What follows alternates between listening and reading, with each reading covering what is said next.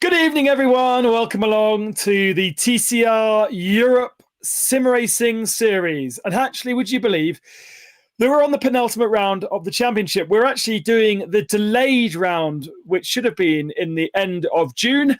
And we will be racing this evening from Zolder in Belgium. My name is Ben Constanduris. It's a pleasure to bring you this virtual racing in a world that has become real and more back to normal. I hope it is where you are anyway. Certainly where I am, everything seems to be back to normal. And unfortunately, that does mean that racing drivers, the 28 racing drivers that we saw in this championship, have had other things to do and have found themselves busy and therefore unable to race on certain weekends. It was the reason why we delayed our Zolder race from the 24th of June, because so many couldn't join us that day. And that's why we're also racing, a bit weirdly, on a Monday evening. It's a bit strange, actually, because I'm on this live feed and I'm on another live feed at the same time. I don't know how that works. I can't do that with my hands. I'll just keep my hands here. Well, you will probably have been following our TCR Europe Simracing Series, and therefore you'll know that the runaway champion-elect is Daniel Nage. I think that Danny Nage could probably wrap this up this week, tonight. You get a maximum points, 40 for the victory. We have 2 races coming up for you this evening. So actually, 10 points in qualifying for the pole position. So that is an 80-point deficit. He needs 80 points over his rivals to win the championship tonight here in Zolder, Belgium. Or he can wait to the 22nd of July and we will finish our series in Barcelona. We have 13 drivers with us this evening, including the very famous but not very good Tom Coronel. Looking forward to seeing how he gets on. And I can see the cars have already headed out onto track for qualifying, so we can join them in a few moments to see how they're getting on. There they are, just above my head. Daniel Nage is with us. Ben Spoldy is with us, sorry. Gilles Magnus, third in the championship, also with us this evening. Teddy Claret and Jimmy Claret, fourth and fifth. They are also with us. And then in sixth position, Matto Hommler missed last round, but is back this evening to help his teammate out at the Hyundai team. Tomasz Tenke, I don't think is joining us this evening, sadly, but Mikel Ashkonar... Oh, no, Mikel Ashkonar is not joining us either, by the looks of my live timing. That's a big shame. Then Niels Langeveld, no. Nicolas Bert, yes. Aurélien Comte, yes. Viktor Davidovsky also joining us after his best performance in Monza. Abdul Al Khalifa, unfortunately not able to make Mondays. Andreas Dudek not with us. Andreas Bachmann, Lewis Kent, Julian Brichier, Luca Filippi is with us. He's missed a couple of rounds. He missed the first round, but he is racing with us this evening, which is cool. Tom Coronel lies in 20th position in the championship, having picked up points, his best result being at the Red Bull Ring. but ultimately not really succeeding that well. We also have Gilles Colombani from France. He's joining us for only his first race with us. He was due to race with us before, but we didn't ever see him. So that is our 13 runners. Oh, Al Khalifa is there. Sorry, I take that back. He is able to join us this evening. Racing around this Zolder circuit, a classic old Belgium track. A couple of chicanes to slow the circuit down, installed in the 1980s. And that does mean that there is the potential for cutting corners. And that was a big problem in Monza, chicane cutting. Almost every single driver that took part in the race at Monza ended up with a penalty of some sorts. And that meant that whilst on the road, Michael Ashkener took the victory, actually, once the stewards had decided and looked at all the various incidents and track cutting, that Jimmy Claret took victory in race 1, and the victory in race 2 went to Abdullah Al Khalifa, which is really cool, even if they finished on the road in 7th position each. Aurelien Comte just sliding the car in. If you haven't caught up with that news, by the way, that news came out today on our TCRseries.com news item. So if you haven't covered that one in your various reports or whatever or just you're noting down our ability here, then that is where you can find the news. It was Jimmy Claret who took the victory, 2nd position for Nicolas Bert, 3rd position for Teddy Claret in race 1, and then in race 2 Abdullah Al Khalifa took the victory, 2nd for Gilles Magnus, 3rd for Teddy Claret again. Pole position for every single round of our series so far has gone to Daniel Nagy. He's only had 1 DNF, and that was in the 2nd race in Hungary, having taken victory in race 1, got caught up in an accident. And so we're about to get our first laps sorted. The first car on track leading the field is not Gilles Magnus, I don't think. We'll find out in just a second. Either way, Gilles is the fastest man on our live timing screens for the moment. And they're all around the back of the circuit right now.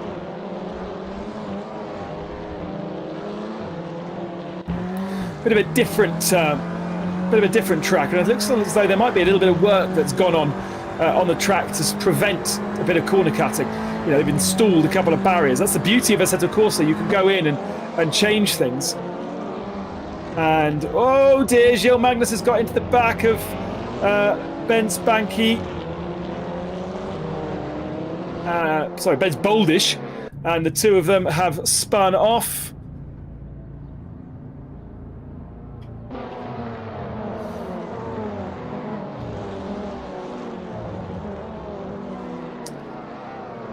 Now Boldish recovering again. Claret in the pits.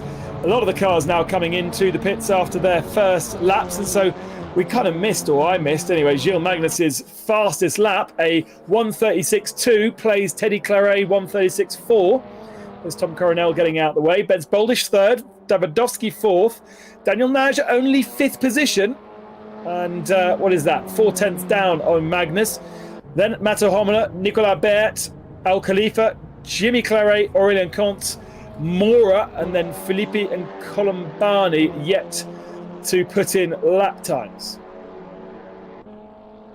So they'll go back into the pits, they'll get a new set of tyres, and then they'll come back out again. We've got plenty of time in qualifying, 14 minutes still to go, and they'll be able to cycle through that. So they'll give it one lap push, and then perhaps come back into pit lane, change tyres, go back out on track and try again. But this time Daniel Nagy with clear air. We saw Gilles Magnus without clear air right on the tail of Bench Boldish, and the two of them getting together. I wonder if the stewards might even be looking at that.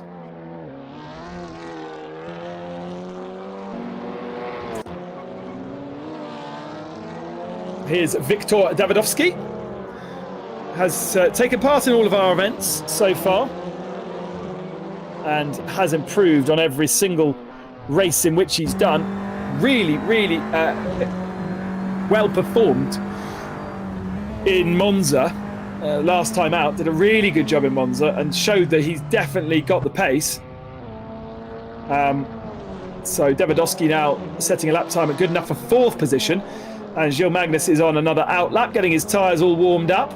Naj didn't improve on that last time, so stays in 5th position as Filippi jumps himself into 9th spot. And now let's follow the RACB Belgium liveried car run by Continue Racing. And let's see if he can improve. At the moment, though, a healthy advantage, over 2/10 of a second ahead of anybody else. And so this could be Gilles Magnus's attempts to get himself into 2nd in the championship. He lies 17 points behind Bench Boldish, and but Bench is 56 back on Daniel Naj. So it's going to be very, very hard, really, for anybody to catch Daniel Naj, even if he didn't turn up for this race. On board, looks all calm so far for Gilles Magnus, isn't it? Not too much opposite lot going on.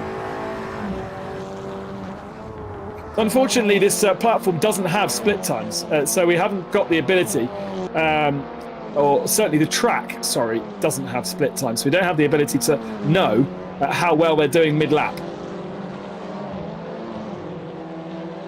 There is the ability to put split times into tracks and help us along, but of course it's only really important for qualifying, so the effort in which it needs perhaps outweighs the need. By the way, Gilles Magnus has got clear air around him, so it doesn't look like he'll be troubled at all. Seems pretty okay in terms of chicanes and that kind of thing, but he has backed out of it, so obviously he felt like he would know if he's doing a bad or a good job, because his dash would be telling him if he was up or down on his previous lap. So now he's going to go again. Magnus, Teddy Claret, Boldish, Davidowski, Naj, Homela is the top 6 with half of the session gone. There is Teddy Claret in 2nd position. And just a 10th and a half. So he improved in his last lap, and a 10th and a half now behind Gilles Magnus. On board with Claret. I don't know if this is a push lap or not. Down to 3rd, over the curb. Try and keep the wheel straight at the second part of the curb to get the traction. Downhill, 5th gear. In a TCR car, much more horrible if you were trying to drive a GT that particular corner. Oh, looks calm on board Claret's car though. And again, with clear track around him too. Colin Barney not set a time yet, down in 13th position. And neither has Tom Coronel. So we do actually have 14 drivers, presumably because Gustavo Moura has just joined us. Didn't see him in practice. Saw Coronel out there, but hasn't managed to get himself a lap time, or perhaps we didn't see him in practice at all, so maybe he's been struggling a little bit, unless he's been practicing outside of the official server. So Claret into the pits, end of his lap. Bench Boldish comes over the line, and Comte, Bench Boldish in the pits. Comte comes over the line and gets himself up to 6th. Naj goes fastest, 35.9, so finds 0.3 of a second, the Hungarian, and puts himself on provisional pole. Jimmy Claret down in 8th position. He'll fancy doing a bit better than that. 0.2 back from Davidowski. And there's Aurélien Comte with that improvement in lap time last time through, a 36.669.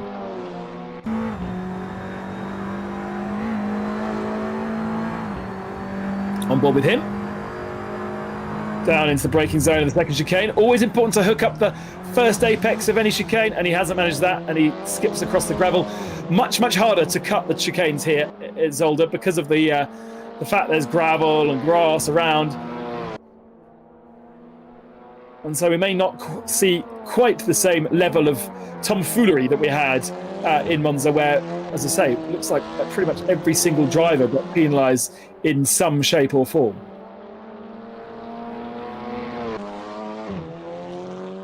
Hommler. Nearly a second slower, 0.8 of a second slower than Daniel Nagy, his teammate.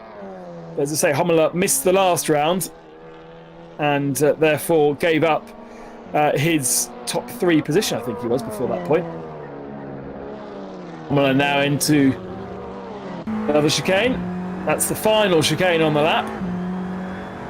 And then towards the finishing line. Is this an improvement? It is, up to 4th position for Mathieu Hommler. Absolutely bang on the same time as Teddy Claret, a 36.345. Very, very tight, other than, of course, Daniel Nagy. 1.5 tenths between Magnus and Claret, nothing between Claret and Hommler.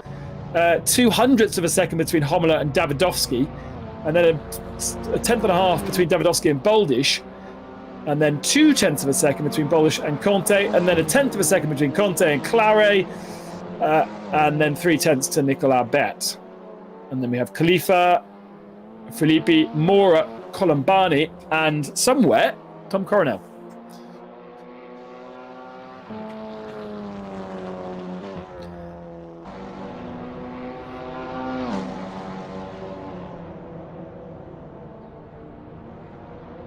Phil Kinch, who is always joining us and tweeting me at Ben Consti. His fun fact of the evening: Zolder was a round of the TCR Europe Championship back in its first season in 2016, when rounds from different TCR series counted towards the overall championship.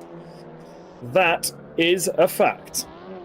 Of course, a mainstay of the Benelux Championship, which was a very healthy championship back when in the early days of TCR. And Gilles Magnus was one of those that participated in that championship. Right, Magnus down to 3rd now, behind Mathieu Hommler, who's improved again. So Magnus needs to find a bit of time here. It's 2 Hyundais are starting to dominate proceedings yet again.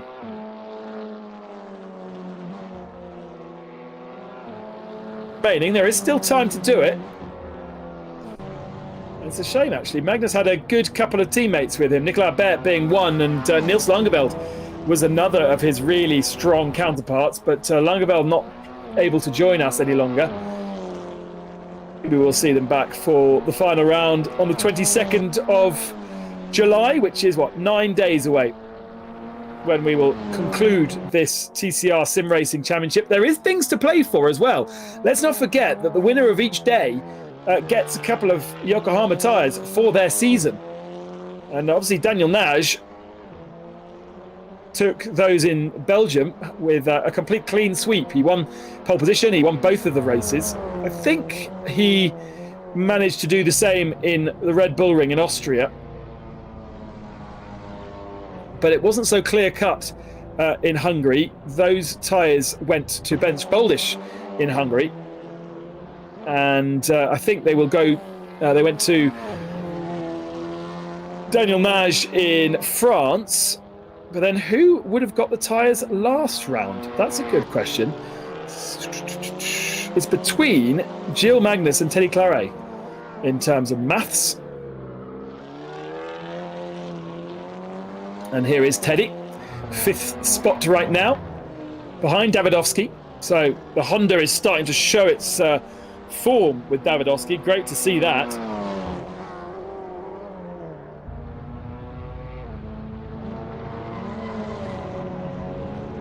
And over the line for... No, it's the pits for Teddy Claret. So another reset, one last reset perhaps, before we go into race mode. Being distracted by things. Daniel Nagy not in the chat in our Discord. That's the way that the organisers communicate with the drivers, and the way that we also can get interviews. Anybody got any idea what's going on with Tom Coronel this evening? I don't know if he's got himself a stream up. He was streaming his whole Real World's 12-hour TCR experience. Coronel's still in our chat in Discord, but he has disconnected out of the platform. So having some issues. He's got a nice big rig, you know, so he's got no excuse. But Coronel has not really shown his performance in the various sim racing events that he's participated in.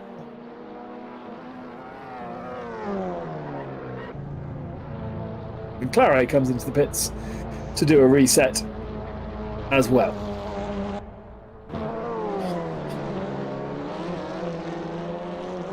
Naj and Homler, the two Hyundais, locking out the front row of the grid. Hang on, is Naj 35.4? Naj has nearly found a second over sixth position. Magnus gets into the 35s now, 35.8. Gilles Magnus, so a little bit closer.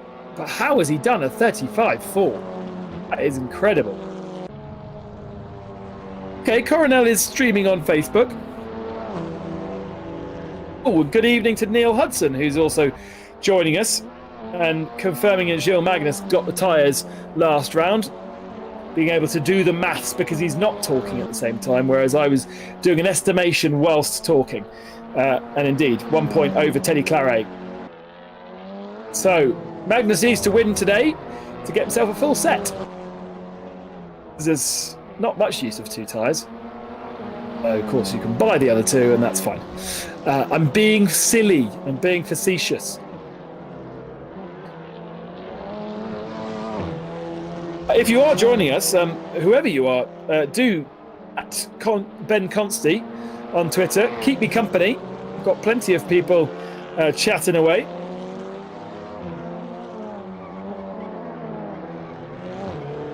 Reports are that Coronel is streaming on Facebook, therefore his internet connection can't be bad. But perhaps he's got an issue with his connection into the game, into the server. Peugeot going for an end of lap there, coming towards the line. Which one was that? I think it may have been Comte going into the pits, actually. Here's Daniel Naj going for another pole position. Nobody anywhere near him right now. Colin Barney down in 13th spot right now. Last of our runners, but not really a representative lap time. A 3:18.5 is a bit off. Luca Filippi a little bit off as well. He was in the mix of things last time in Monza, but he's a little bit out of contention here in comparison to the rest of our field.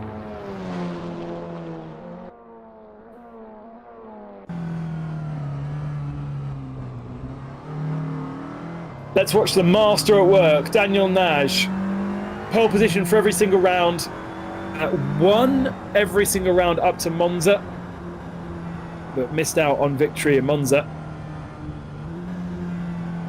And surely on course to do the same here again, although he backs out of it and lets Davidovsky come past.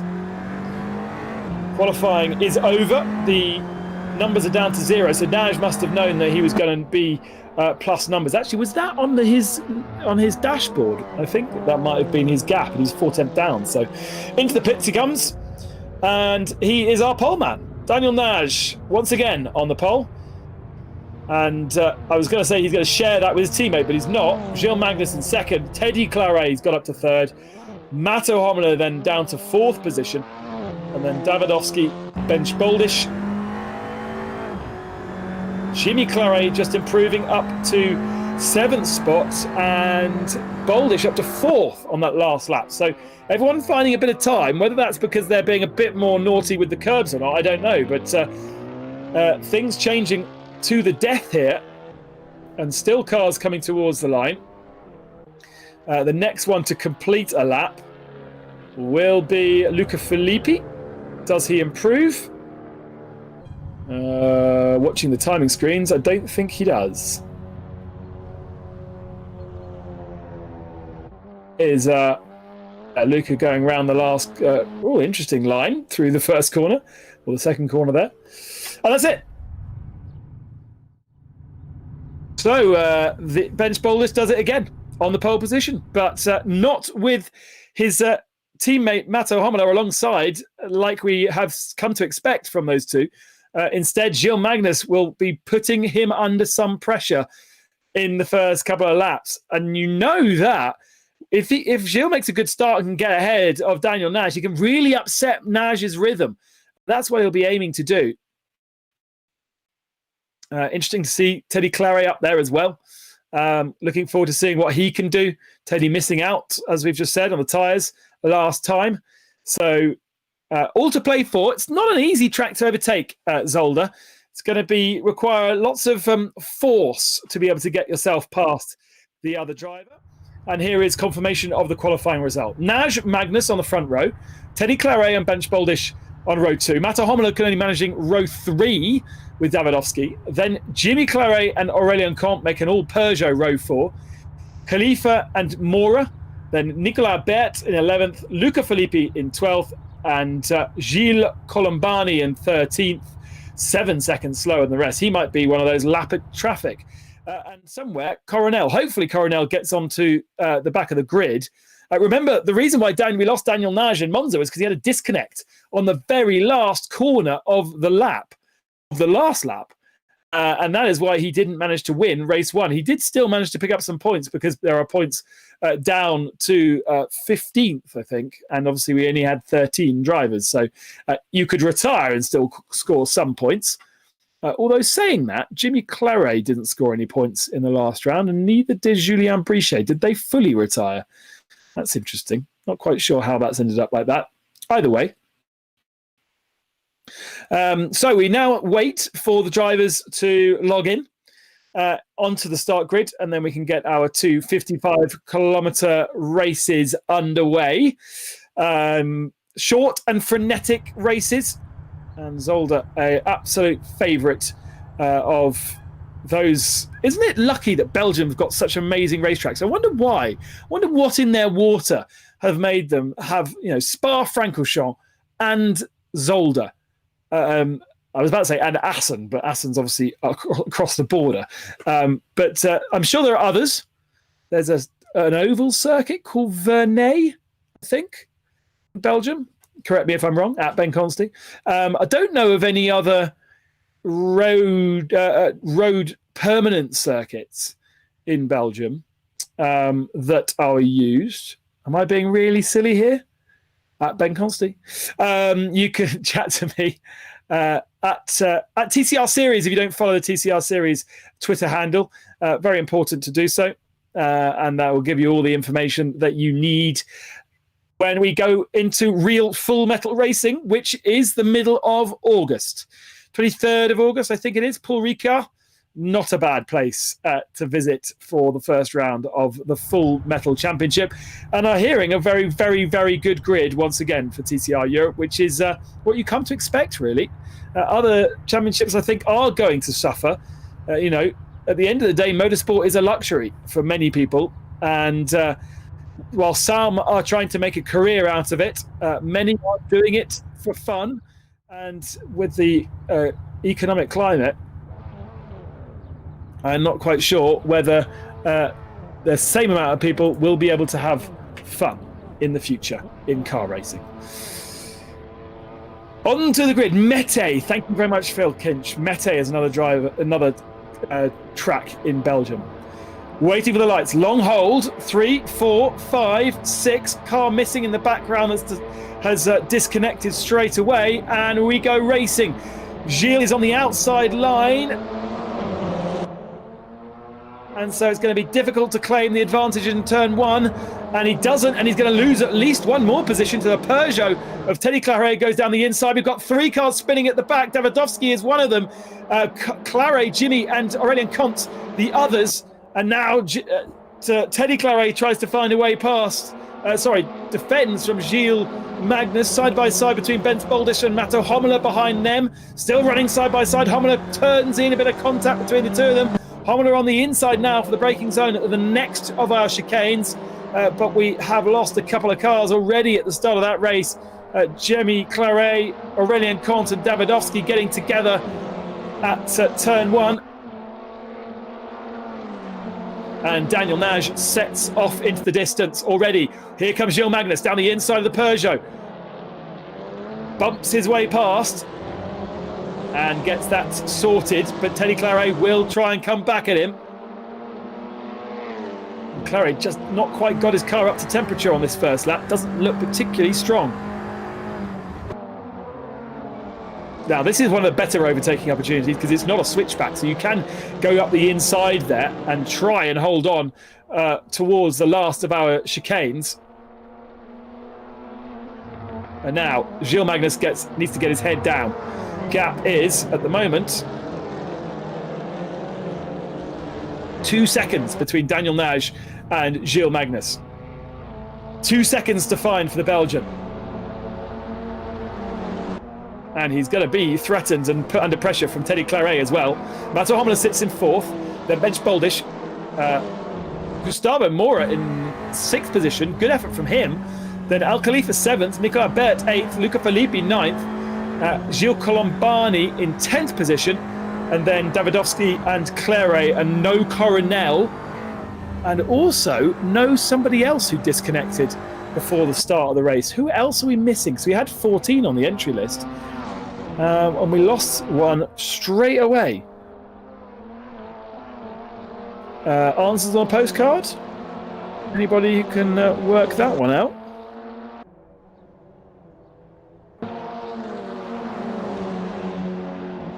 Can't see a name missing, but somebody definitely is. It's Mato Homela. And they find a way past Teddy Claret. There's Ben Boldish in attendance as well. Boldish, second in the championship. He's fast. Won't be happy with 5th position right now. There's a little bit of a gap to Mora, Khalifa and Bert. Mora in the very attractive looking black and red Peugeot. And side by side between Bert and, is it Filippi? No, it's Sal Khalifa. Khalifa will have the inside line for the first part of the braking zone into the last chicane. Bert's going to try and duke it around the outside. That's a brave move. Claims the apex for the next part of it and gets it done. Cool move from Nicolas Bert, like that. Luca Filippi wants a piece of the action too, as Boldish goes side by side with Mato Homela, and Homela runs wide. It's pushed on to the dirty stuff. And Boldish up to 4th then. Keep an eye on the gap between Gilles Magnus and Daniel Nage. 1.8 seconds now, so Magnus can push hard. Of course, Nage will see that gap decreasing. We'll have all that information. And so we'll know if he can to push. Filippi alongside here. Al Khalifa gets that one done. No, he doesn't. Al Khalifa fights back. We had somebody disconnect, and just trying to see who it is. Oh, Mr. Hudson. Comte left. Thank you very much, Neil.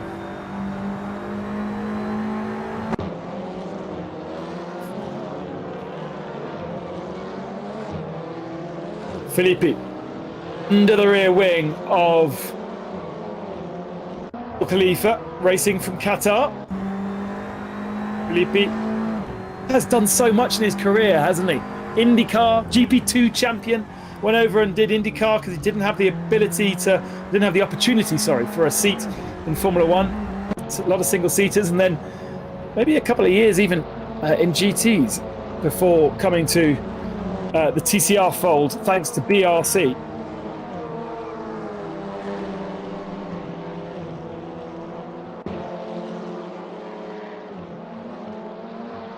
I don't know.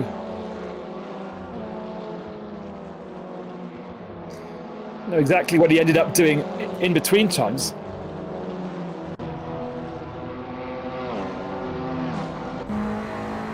Nicolas Bert, 7th position now, chasing down Mora.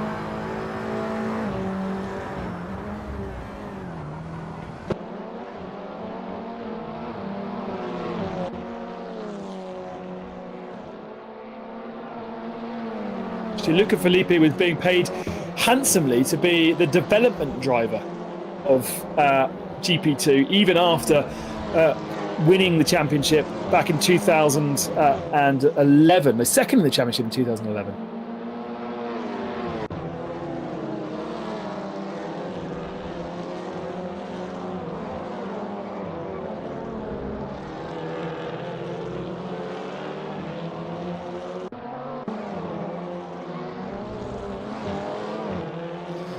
IndyCar,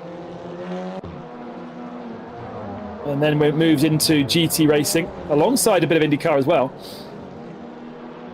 Actually, gosh, he did IndyCar all the way up until 2016. I did not know that, before moving to GT cars with Team Lazarus. Of course he didn't. Of course he raced in Formula E. Forgot that. And then last year, 13 races in TCR Europe, took a podium. And 16th in the championship, but still kind of finding his feet in front-wheel drive. It's so different driving a front-wheel drive to a rear-wheel drive car. And Luca getting himself used to it, like Tiago Monteiro had to do years ago when he came from Formula One into the World's Touring Car Championship with Seat. Many, many, many drivers have converted. Nash 3.2 up the road from Gilles Magnus now. 0.8 of a second between Magnus and Claire. And there he is. Still surprising, therefore, that Gilles has not managed to scuttle off into the distance and has kept Claire with him, and Boldish as well with him too.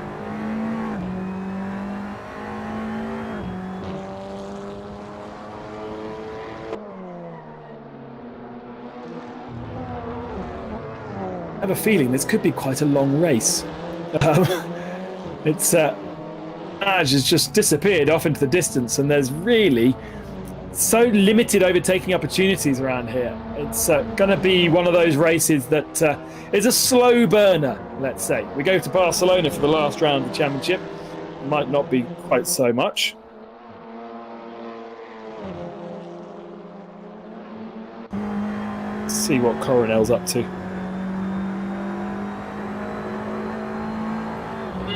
Wing of... Oh, he's streaming me. Streaming me. He's not streaming himself at all. Thank you, Tom. That's kind. Oh no, Homela's disappeared. Where is Mata Homela gone? Side of P5, but disappeared from our timing screens. He was in a good mix of things. So that's a real shame. Hopefully we can get Matto back for the next race.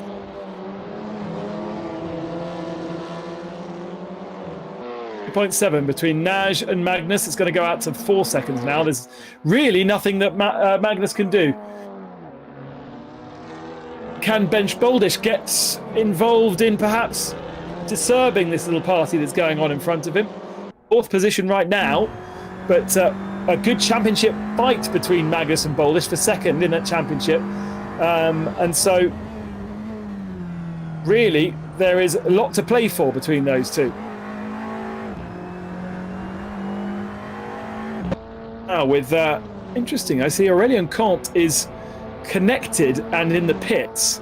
So has he seen, he's sorted out his connection issue, or has he seen so many others disconnect that if he comes back out on the track now, he could be pole position for race 2. At the moment, as you can see by our live timing screen, it's the service car that will be on pole position for race 2. No, it won't. It'll be Colombani. But yeah, Coronel's, or one of those drivers, is worth jumping back into the server and doing a couple of laps, because you'll get yourself pole position. Badowski on the tail of Jimmy Claret here for 9th spot. That he got taken out. I'm sure his car is not particularly straight either. I'm sure he's slightly suffering with a damaged machine. And whilst we don't see the damage in the game, there is damage that is felt by the driver. Luca Filippi on the tail of Al Khalifa still. Still trying to find a way past. A little mistake there from Al Khalifa. He's just gone a bit deep into the first part of the chicane. That may allow the BRC car to find a little bit of pace, letting Mora get away from them. Mora's been passed by Bet. Bet up to P5 now.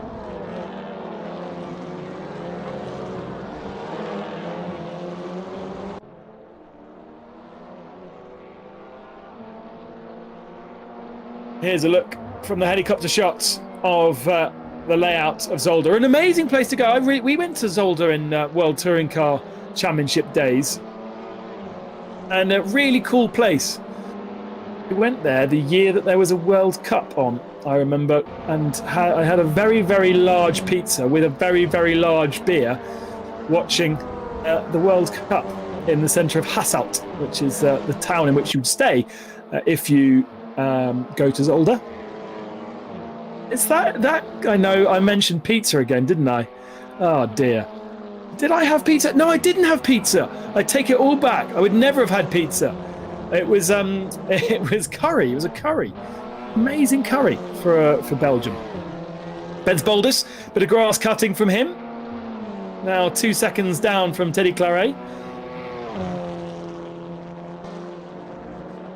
It's all kind of spacing out there.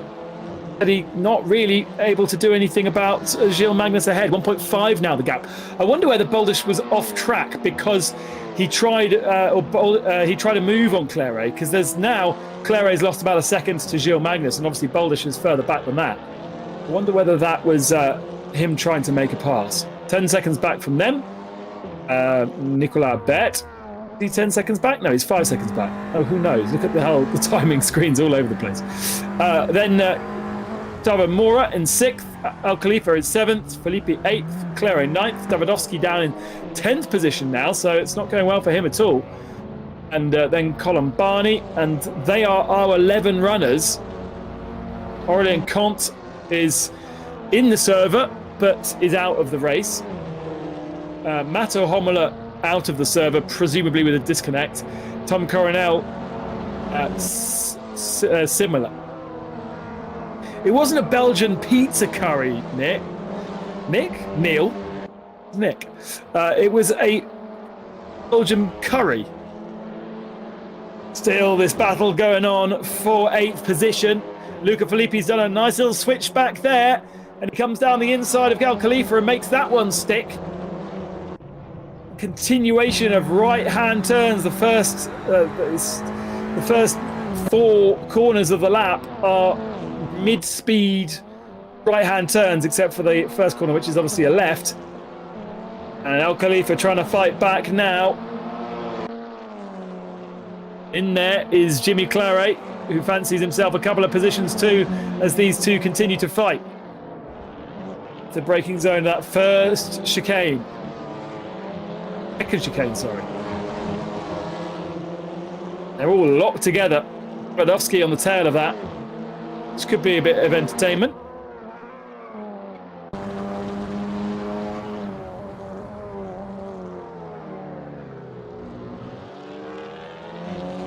I said it before, this is my favourite livery, the QMMF Qatar Motorsport Federation livery.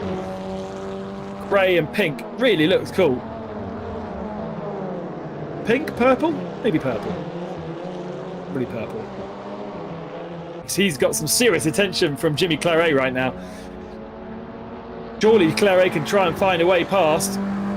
It's to the inside. No space there. It's not a massive braking zone going into that first corner. Oh, but Al Khalifa's run a bit deep. He's run a bit wide.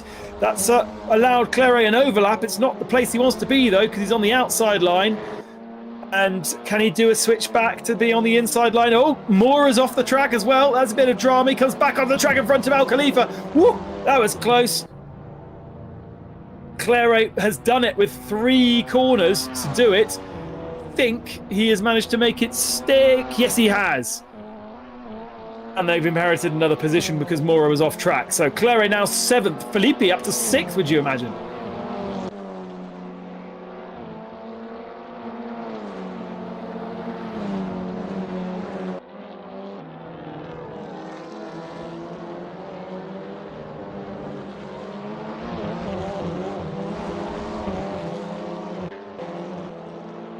tenths of a second between the fastest laps of Daniel Nage and Gilles Magnus, but 3.5 seconds on track.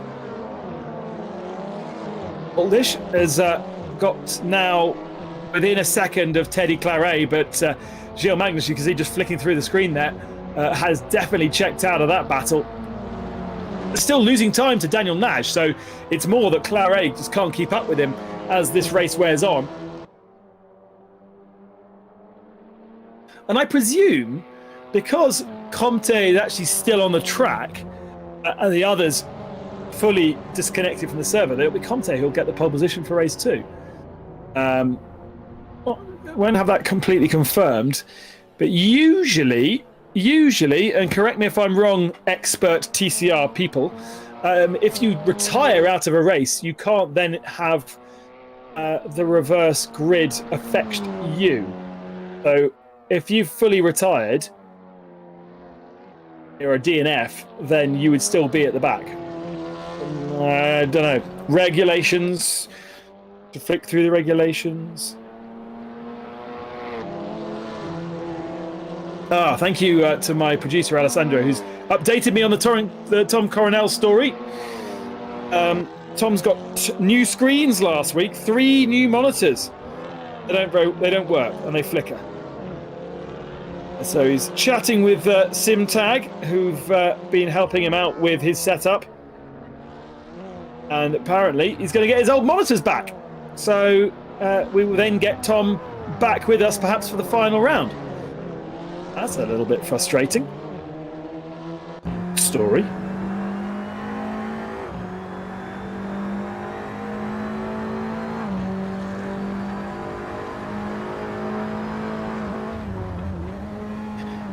On board with Bench Boldish.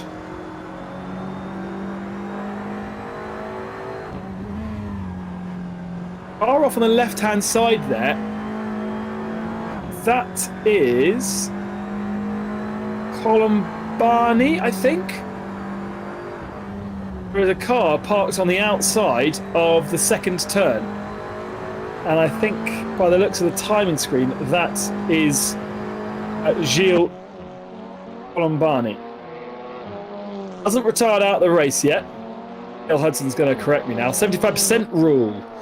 So you've got to do 75% of the race. That means, in theory, Comte won't get the reverse grid. But Colombani, as long as he... Well, yes, we're past 75% now. So even if he does retire and he is still parked up in the gravel, he will still get the pole position. It will help Daniel Nage a little bit because it will put Daniel Nage in 11th for the second race rather than in 12th position. And then all those drivers that came out of the race, Comte and Mato Homola, if they can rejoin, they will be starting at the back of the field. Lap 13 then of a 14-lap race. Daniel Nage leads now by 7 seconds over Gilles Magnus. Claret in second, and then this man, Gilles Magnus in second, and then Claret and Boldish, this battle for third position. And it's still raging on. Boldish is still looking to try and find a way through. Got there Nicolas Bert in 5th spot, Felipe 6th, Claret Jimmy in 7th, Khalifa 8th, Mora 9th, Davidovsky, and then Colombani, who is now in pit lane and out of the race. And a few retirees further down.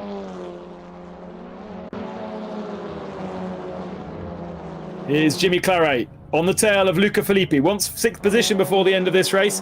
He's very, very close. Very, very close indeed, but it's a switchback, it's a chicane. Can he do anything into the first of the chicanes? Quite a fast chicane too, and Luca Filippi jumps over the curbs. Would that be construed as cutting the track? It's difficult to tell. Then down to the second chicane then. Next big break zone. Filippi gets it all very wrong there. Jumps over the curbs again. They're also seemingly catching Nicolas Bert in 5th position somehow. And being caught by Al Khalifa. So there's a decent little scrap going on here. This would be the place where you want to make the move, but it's hard to follow until that point. And now our leader, Daniel Nagy, goes on to the last lap. Comfortable advantage, no problems at all. But remember, this was how it was at race 1 in Monza. And then he had a disconnect on the very last corner. So all is not over yet.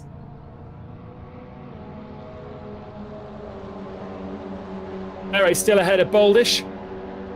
And Bert ahead of Felipe, ahead of Claret, ahead of Al Khalifa. That's all kind of come together on this last lap. They come across the line now.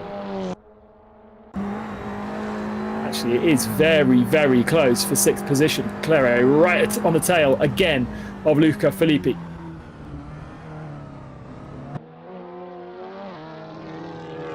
Edge taking it easy, losing bundles of time on this last lap to Gilles Magnus, but that's okay. Boldish is within 0.2 of a second of Claret as well. Getting very, very close between those two.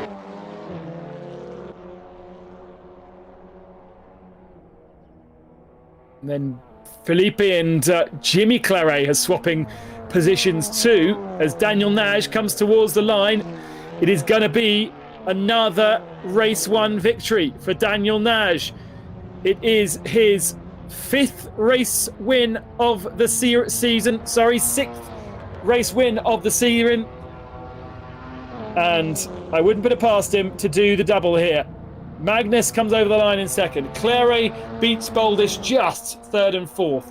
Here comes Nicolas Bert, who's got a little bit of space to Luca Felipe and Jimmy Claret. They've been changing positions on this last lap, but Felipe has held on to 6th position with Jimmy Claret in 7th, Al Khalifa in 8th. And then Gustavo Mora, 9th position, with Davidovski going to be the last of our finishes, and he is some way back as well. So I don't know what happened to Davidovski. He must have had a bit of an accident somewhere because he is miles back on our live timing. And so we will try and get some of those guys that we lost from race 1 back into the server and then try and have our 2nd race.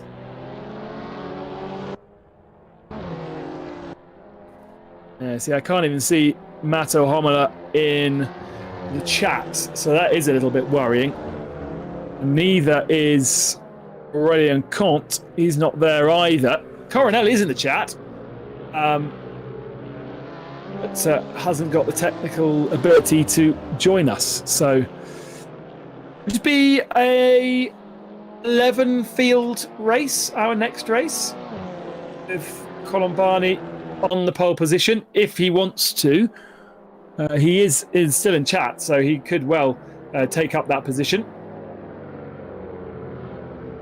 And Daniel Nagy just showing his command of sim racing. Absolutely done everything he needs to do.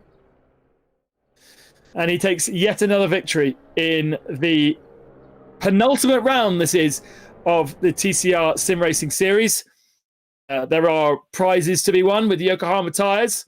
And Daniel Nagy has got one hand on a couple of round black things for him to use in the TCR Europe Series as and when we get going. He does have clashes because he's also participating in the World Series, which is only in Europe anyway. And somehow they've decided to have some clashes. So unfortunately, there are drivers that and teams that have to work out what they're going to do when it comes to a couple of weekends where there are both TCR Europe and the World's TCR happening at the same time. But Daniel Nagy will be with us on the TCR Europe scene as and when he can be. Confirmation of the result. 4 seconds was the gap to Gilles Magnus, and then Teddy Claret in 3rd, Benz Boldish 4th, Nicolas Bert 5th position, and then Felipe in 6th, Claret 7th, Al Khalifa 8th, Mora 9th, Davidovski in 10th, and then retirees Gilles Colombani and Mato Homola. And we also lost Aurelien Comte. And I noticed that Davidovsky was on the pole position there. So it looks like because Colombani retired, he will not get the pole position. That's a shame because they probably didn't realise that, and he could have given himself a little bit of a boost. Now, Davidovsky from the pole, that should be a good opportunity for him to potentially get his best result. He finished really high up in Monza, but had that taken away from him. And his best result is the second race in Le Castellet, where he was given Yes, he was given third position on the second race in Le Castellet, but was fighting around there. But it was thanks to other penalties that gave him such an elevated final spot. But don't forget that he didn't join us in Belgium for the first round. He didn't join us also in the Red Bull Ring. So he does still have a lot less action than, or a lot less experience than the rest.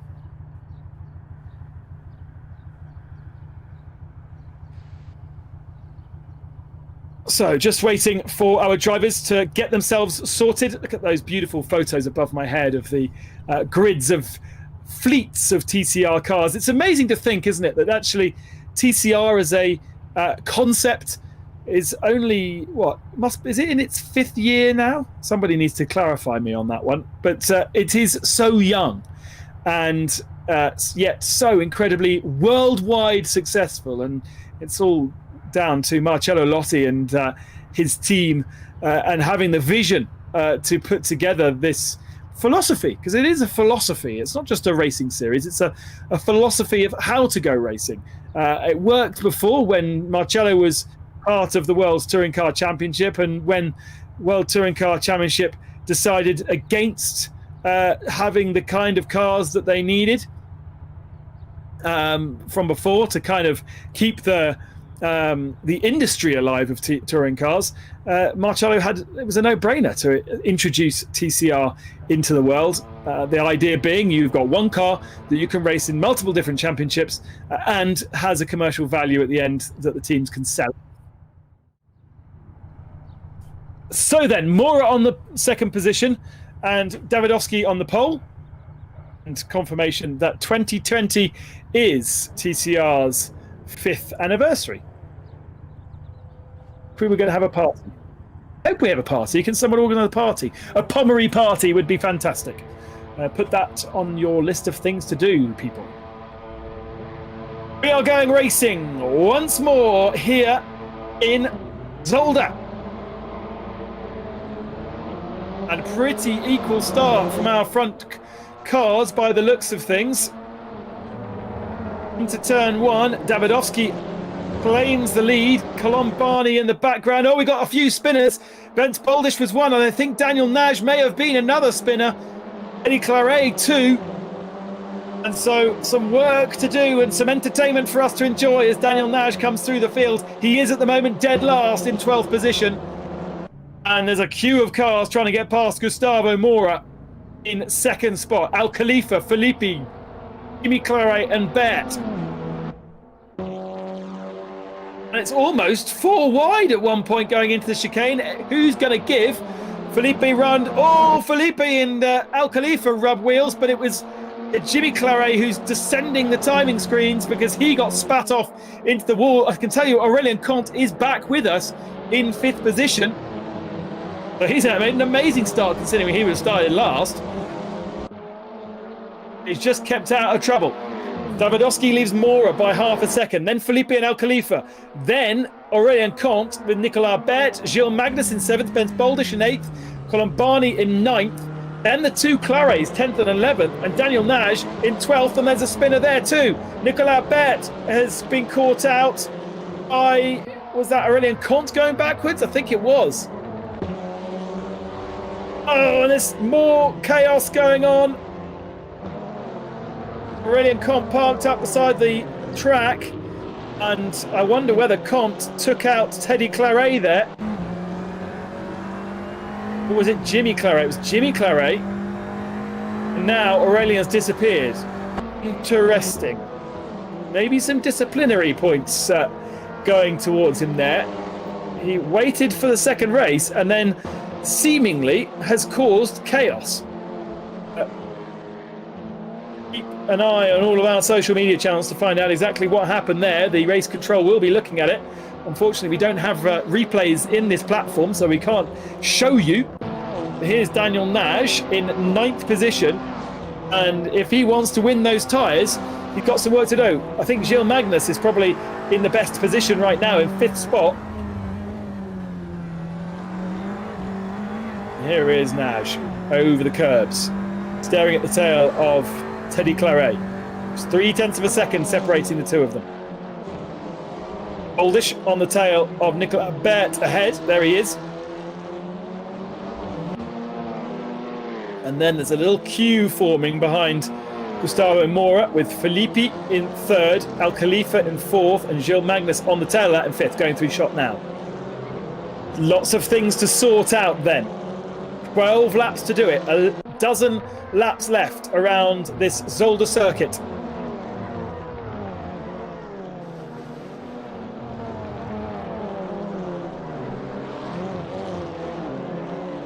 To the final chicane. I think those barricades, those blocks that have been put there specifically to stop them, stop curb cutting. There's Magnus looking to try and find a way past Al Khalifa. This is what Al Khalifa's Achilles heel was, wasn't it? In race 1, he was just not quite fast enough through that left turn 1 and gave the opportunity for his competitors to sniff a way through the next 3 right-handers. Meanwhile, Davidovski has got his head down and he's trying to make a gap to Mora.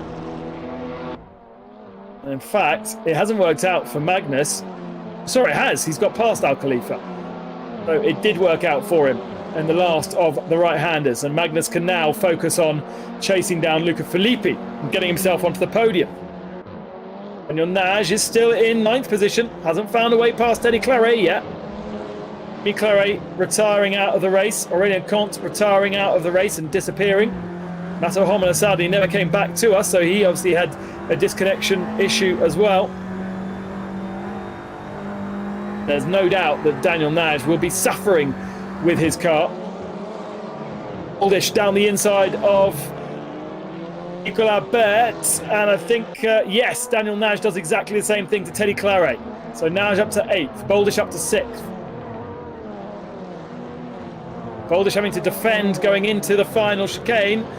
And we saw Nicolas Bert with a beautiful move here around Luca Filippi in race 1, but Bert didn't have the ability to have his nose fully down the inside in race 2.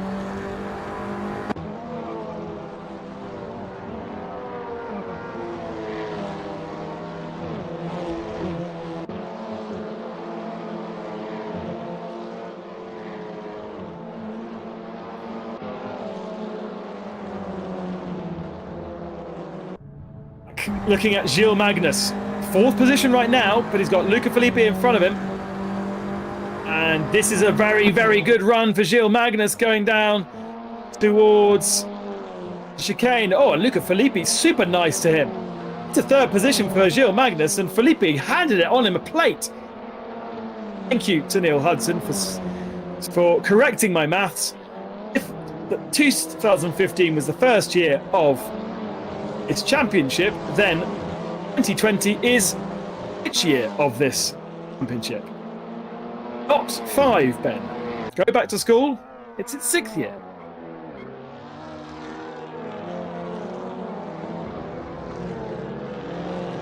So, Nagy was spun by Teddy Claret at turn 1.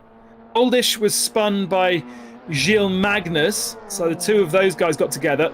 And that, therefore, is a bit of a question mark for Gilles, who is obviously having a good run of things now, but if he is blamed for that accident, then he could be faced with a 10-second penalty. Aurélien Comte was spun by Bench Boldish at turn 10 and then rejoined in front of Claret and collected him. So it wasn't quite as naughty as I suggested it might be. 6th year, but 5 years. Does that work? 6th year, but 5 years old? Yeah. Yes, I suppose so. I suppose it's my 35th birthday this year, but I'm 34 years old. And it can justify it. on board with Daniel Naj. 8th position, but Nicolas Bert just ahead. Should be easy pickings for him. It's the car run to the outside. Bert goes very quickly to the right-hand side, almost saying, do come past, please, dear. I do have the position, but he keeps defended. It keeps the inside line, and Naj can't find a way through.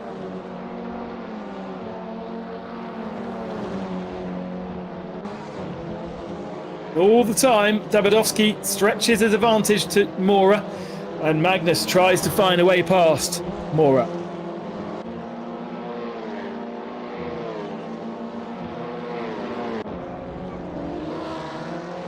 Here is Magnus right on the tail of that black and red Peugeot. Gustavo Mora picked up a couple of points last time out in Monza, but that was his very first attempt at Assetto Corsa and this TCR Sim Racing Series. So to be running P2 after 2 events is pretty good going. Magnus looks to the inside. Oh, has to be very hard on the brakes, and the two of them run very deep on the exit of the turn. Don't know if there was contact. There is definitely contact there, though. And Mora gets absolutely disposed of by Gilles Magnus, and that is going to be a penalty. And that will mean that he will not take the tyres. Almost certainly. Meanwhile, Davidovski, 6 seconds to the good now. I wonder how much damage Luca Filippi would have picked... Gilles Magnus would have picked up from that contact. It was heavy contact. Daniel Naj to the inside of Nicolas Bert. Is there enough space this time? Yes, he's got down the right side this time, Daniel Naj, and that is enough to put him into 6th position. And his next target is Bench Boldish, who's not that far away, because Boldish has not been able to get past Al Khalifa as yet.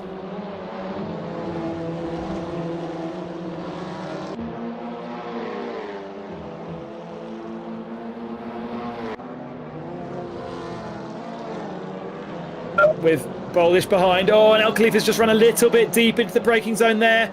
Kind of allowed Bench Boldish to have a think about an overtake. They're, what, 1 car length between the two of them? Boldish to the outside line. Very defensive from Al Khalifa. It's not going to help his momentum down over the start-finish straight, and that is going to allow Boldish an opportunity, surely, into the first turn. In the slipstream at the moment. Moves to the left-hand side. Gets that little bit of an overlap, and now on the brakes. Very late on the brakes, the two of them are still side by side. Al Khalifa tries to keep it around the outside to give him the inside line for the next 3 turns, but Boldish turns in and claims the corner and moves into 4th position.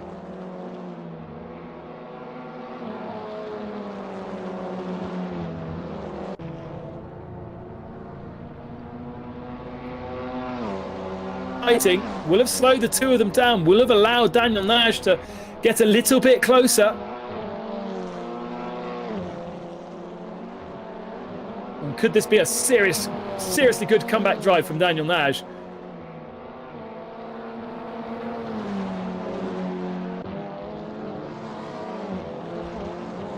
He's dragging Nicolas Bert with him. Bert is definitely learning from what Naj is doing. You can see how close the two of them are, just flicking through shot there.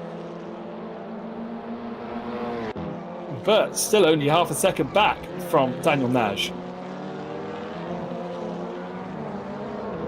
Jimmy Clary's come back out onto circuit. He sits in 11th position, but he is not... I thought he retired, but he obviously just went into the pits to repair, and now he's back out on track again.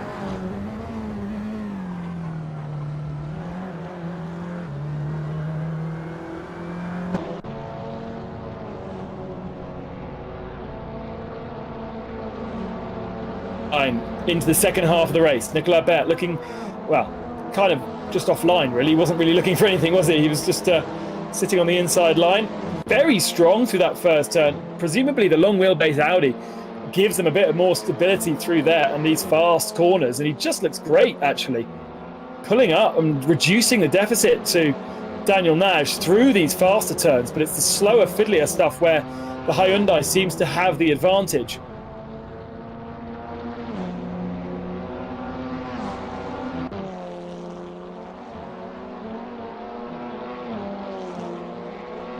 Now hopping over the curbs. Ooh, blimey. Nicolas Bert taking a bit too much curb there. Keeps him in touch, keeps him with Daniel Nagy though. And Nagy will be surprised actually in his mirrors to see that Audi quite so close. And every so often you think, oh, is he going to have a go? Is he going to try it? Of the ComTU racing cars, Nicolas Bert is the least proficient of the three that we saw at the start of the season. But as we've seen the season run through, we have seen different people getting more experience. Oh, where was Greg Mora going there? Just missed his braking point by a mile. And Gustavo Mora now recovering, lucky not to take out Teddy Claret there. And Nicolas Bert, to be honest, too.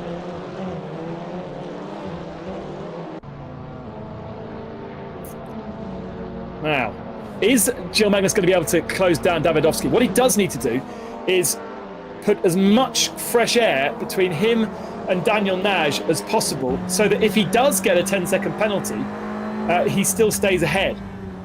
And that will be useful for those the ability to win those tyres, as well as the championship position, of course. Bench Boldish in second position in the championship, but I think Bench is going to lose that if positions stay as they are, because Magnus beat him in race 1 and is beating him in race 2 right now. And that'll be a great effort, actually, for Gilles Magnus to find himself up in second in the championship. And now Daniel Nagy trying to get the overlap on Al Khalifa. He's going to have the inside line for the chicane, and maybe Nicolas Bert's going to try and follow through here. Just cuts the chicane massively. So hard to run side by side cleanly through the chicane. Nicolas Bert takes the position up, but it goes on the grass. That may allow Al Khalifa to fight back, or at least allow Teddy Claret to play. Ooh, a mistake there from Luca Filippi going into that first turn. That's going to allow Bench Boldish close by, and Teddy Claret does get through. So Khalifa losing 3 spots then on lap 9.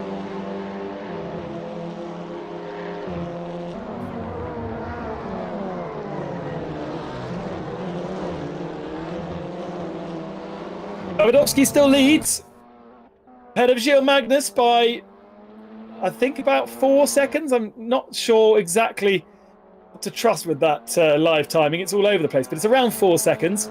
Luca Filippi is another 5 back. Then Bench Boldish, who is on the tail of Luca Filippi, with Daniel Nagy now clear of that traffic in 5th position, and he will be putting in the laps of his life to try and close down the gap to Gilles Magnus. Right now, I would say that gap is around 10 seconds. Magnus will drop from 2nd and could drop down to 5th position if he is deemed to be at fault from that contact with Mora. He'll definitely drop for the moment. Magnus behind Bench Boldish, his championship rival. I'm surprised at the pace. I really am surprised that they can't go much faster and they can't close down Davidovski, because really that Honda is artificially in that position, but he's really made the best of it on those first couple of laps to stretch the advantage whilst everyone else was arguing. And now he's in a healthy position.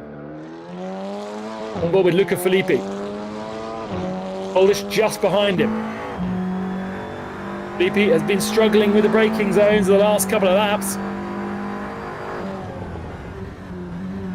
Turns in. You can see how tricky it would be to not know where the other car is around you. That's one of the things about sim racing, is you have a lack of vision around you in comparison to in the real world, where you can basically move your head.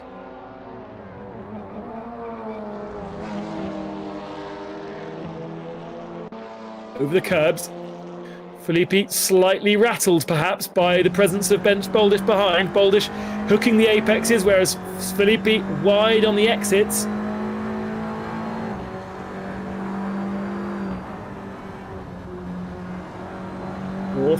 Fourth gear, that final right-hander before you head out behind the paddock here on the left-hand side of the track. Then you head into the forest, into the trees. This was once a Formula One track, would you believe? Incredibly narrow, incredibly fast back then.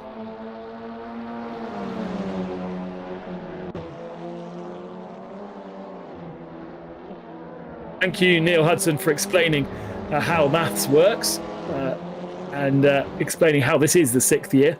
Did they have a fifth year anniversary party then? Did I not get invited to the big 5th year anniversary party? I feel sad. Luca Filippi holding on, but there is an overlap now. And Spence can't find a way through yet. That's definitely a problem corner for Filippi down there. He really struggles with Boldish. Very late on the brakes, but also on the grass. Too late on the brakes. Gonna have to take to the gravel. Perhaps that will mean does he lose a position to Naj? Yes, he does. Naj up to 4th spot. And that's a great recovery drive from Daniel Naj. Gil Magnus can't get any closer to Davidovsky. He's putting up, he's going to have to make do with 2nd position. If he does get demoted from that position because of damage, because of the crash that he had with Mora, then he will fall in. It's going to be close. It's going to be close between him and Daniel Naj. But with Naj, got clear air. He's got a Hyundai in front of him that seems to be acting like a kangaroo. They're all, as the race wears on, taking more and more liberties with these cars, aren't they? A good little battle going on behind Nicolas Bert here. You've got Teddy Claret, Al Khalifa, and Mora. And then Jimmy Claret, who is a lap down. I'm trying to work out what that second Peugeot was. That's Jimmy Claret, a lap down. Luca Filippi on the brakes again, very deep into that corner. Really, maybe he's got a rig issue. Maybe he's got a problem with his pedals because he's not getting the car slowed down into the hairpin like he needs to.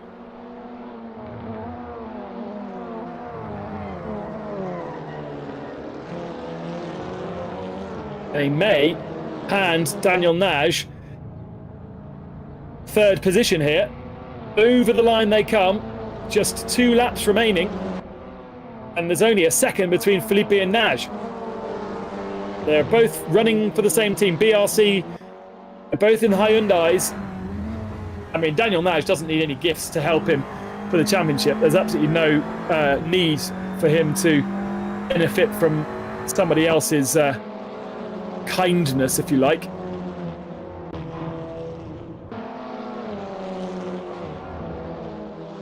It's very, very close. Teddy Claret on the tail of Nicolas Bert for 6th position. Let's not forget, Teddy Claret sits in 4th spot in the championship ahead of his brother Jimmy by 14 points. Bouncing over the curbs. Teddy's nearest rival is Gil Magnus, and he's going to fall further behind Gil in this particular race meeting.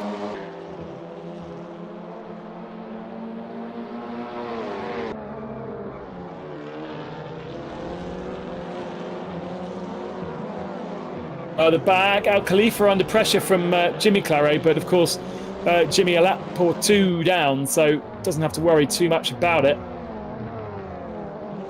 Last lap for Davidovsky. 2.4 the gap now to Gil Magnus, so Magnus has managed to reel him in. And he's got back markers 2 to contend with. Is that a back marker? Yes, that's Mora, who is a lap down. Wonder if Mora is hunting, Simon Pagenaud-esque, hunting for Gil Magnus. I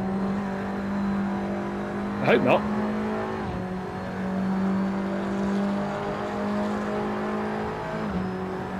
Still things to be resolved, though.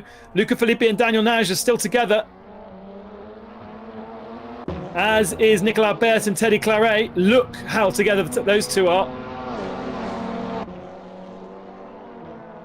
Mora getting in the way of the Vince Boldish now. I don't know. I don't know whether Filippi's going to give Naj the position here. doesn't feel quite close enough to actually make it happen. He's going to have to be very forceful. This is the corner to watch for Luca Filippi, because this is where he keeps losing a lot of time and missing his braking point. And if he has a problem there on the last lap, Daniel Nagy will snatch third position, having had an issue on lap 1, spun around and dead last. But from the front row of the grid, from pole position on a reverse grid, it is a first victory for Wiktor Davidowski. Over the line he comes with a beautifully clean drive and controlled drive, and a decent advantage as well over Gilles Magnus by the end of the race, who picks up second, but question marks over that. Felipe and Nagy come across the line third and fourth for Hyundai. Then Bance Boldish with Nicolas Bert over the line, just ahead of Teddy Claret, raced all the way to the line there. And then Al Khalifa and Colombani, Mora and Jimmy Claret are those that got particularly involved in accidents. And good on Jimmy Claret for coming out and finishing the race with us.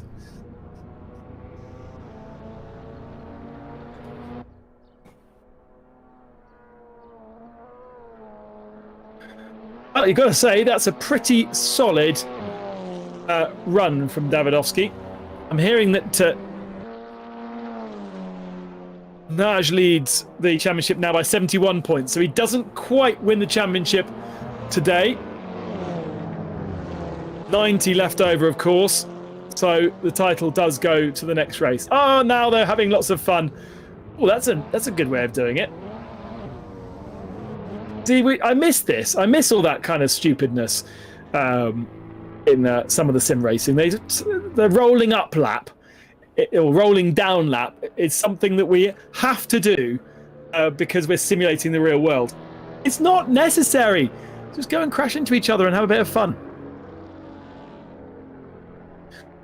Right, so as the cars roll back to the pits, let's have a word with our race 2 Wiktor Davidowski. Do you like that, Victor? That was good.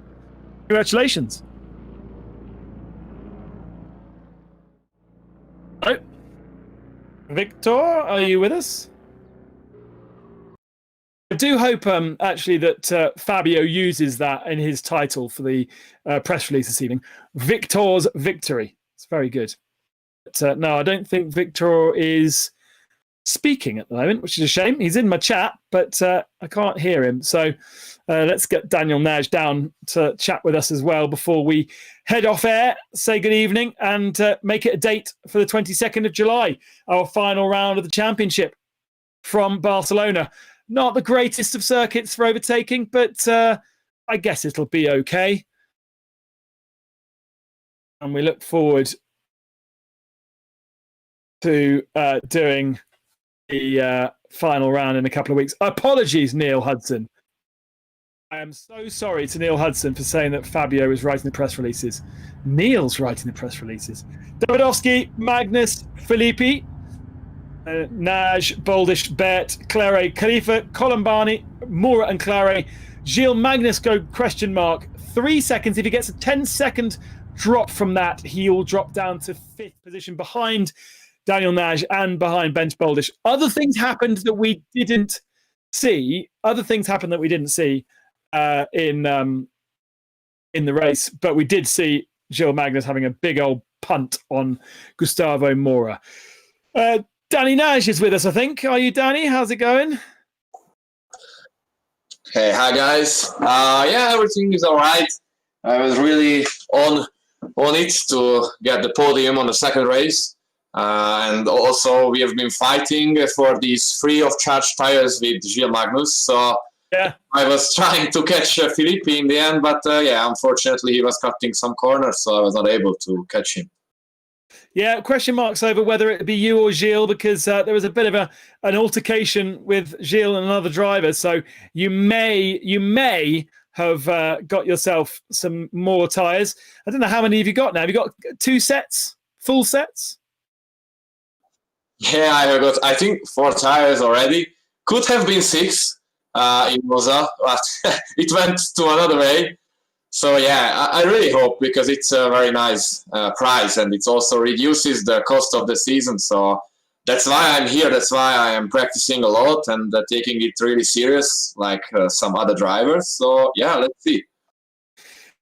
Frustrating, really, though, to have all of those curbs, the ability to cut the curbs, and therefore, then what we saw in Monza was all those penalties come afterwards.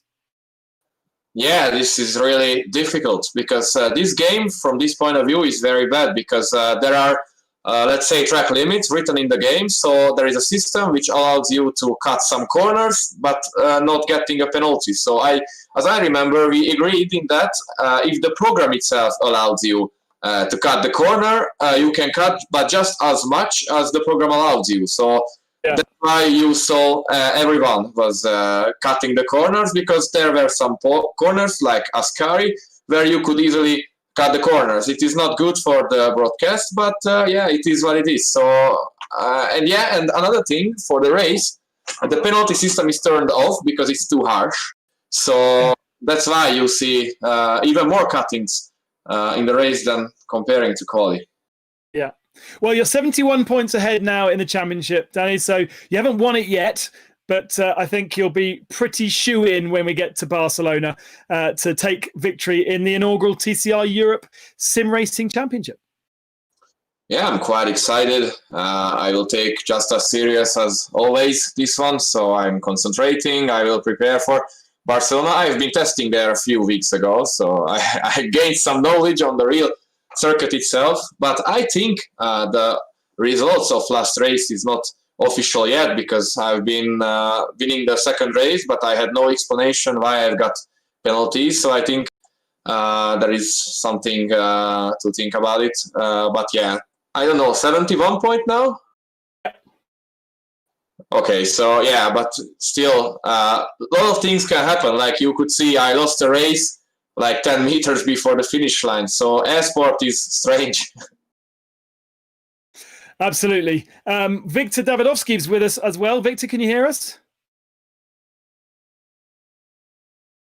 No, I don't think either Victor's microphone isn't working or he can't hear us. He's in our chat, but unfortunately, I don't think anything's working. So thank you very much, Daniel Nash, for talking to us. Congratulations on another victory. Really, really entertaining, strong drives throughout the whole championship, to be honest. And we've got one more race for you before we go back and focus on real-world action.